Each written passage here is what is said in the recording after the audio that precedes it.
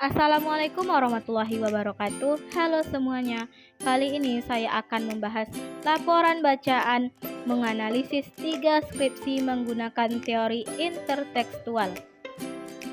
Skripsi pertama yaitu berjudul Kajian Intertekstual dalam Novel Aku Rapuh Dalam Kasihmu karya Winda Zisti dan Tinta Cinta Siti Hawa karya Della Firayaman. Adapun penulisnya yaitu Suryani yang berasal dari Universitas Muhammadiyah Makassar. Pembahasan yang pertama yaitu analisis unsur intrinsik kedua novel. Yang kedua yaitu analisis hubungan intertekstual kedua novel. Kesimpulan yang pertama yaitu hubungan intertekstual antara kedua tema sebagai jalinan yang sama tentang percintaan pada tokoh utama. Ada yang mempertahankan cinta, tetapi ada juga yang mempertahankan cinta dan mempertahankan agamanya. Persamaan kedua teks sebagai proses transformasi dengan munculnya novel keterjaringan pada novel ini, di mana terdapat penyimpangan yang dilakukan oleh beberapa orang yang mengatasnamakan agama.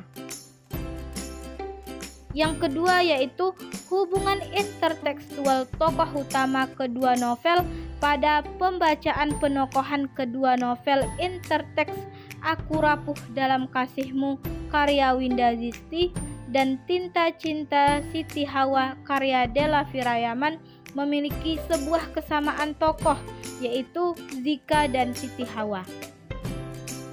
Dan yang ketiga yaitu hubungan intertekstual bahwa novel Aku Rapuh Dalam Kasihmu karya Winda Zisti dan Tinta Cinta Siti Hawa karya Della Firayaman memiliki sebuah kesamaan, di mana pengarang menggambarkan sebuah percintaan di masa sekolah. Skripsi kedua yaitu berjudul Kajian Intertekstual dan Nilai Pendidikan Novel Canting karya Arswendo Atmowiloto dengan Para Priyayi karya Umar Khayyam. Penulisnya yaitu Ati Hendrayati. Adapun pembahasannya yaitu pertama, persamaan antara novel Canting karya Arswendo Atmowiloto dan Para Priyayi karya Umar Khayyam. Yang kedua yaitu perbedaan antara novel Canting karya Arswendo Atmowiloto dan Para Priyayi karya Umar Khayyam. Kesimpulan, berdasarkan hasil penelitian ini dapat dilihat pengarang menceritakan secara intens kehidupan priyayi-priyayi zaman dahulu, persoalan-persoalan yang melingkupi para priyayi dan penyelesaian masalah-masalah tersebut.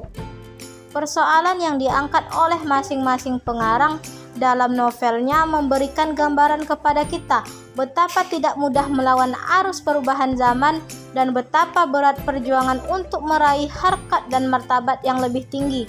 Namun demikian, dengan kegigihan tokoh-tokoh utamanya, mereka dapat mencapai tujuan atau cita-cita yang diinginkan walaupun tidak sepenuhnya seperti yang diharapkan.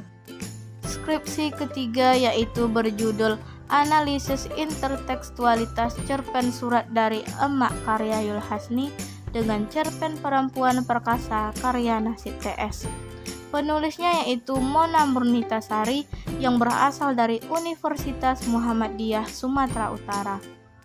Adapun pembahasannya yaitu bentuk intertekstualitas yang terdapat dalam cerpen Surat dari Emak karya Yul Hasni yang akan dibandingkan dengan cerpen Perempuan Perkasa karya Nasib TS dari segi struktur tema, penokohan, perwatakan, latar, dan alur.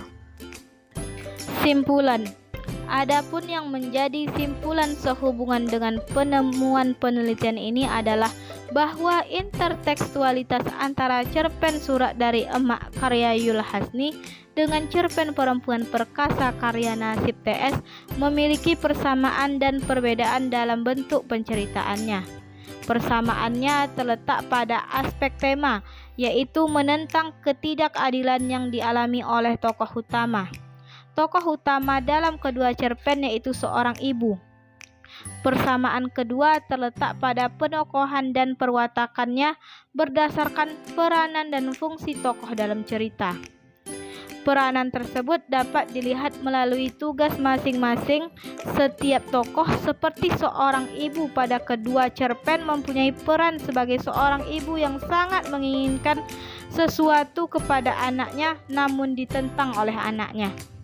Selanjutnya, tokoh Aku dan Monza yang antusias dengan cita-citanya dan mengabaikan keinginan ibunya demi mewujudkan keinginannya.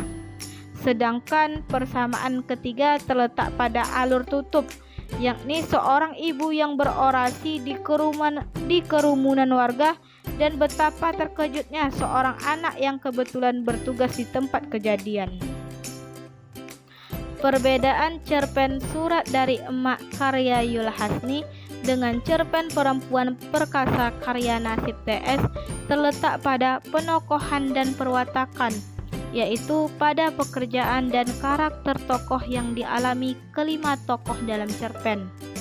Perbedaan kedua terletak pada latar dan selanjutnya alur.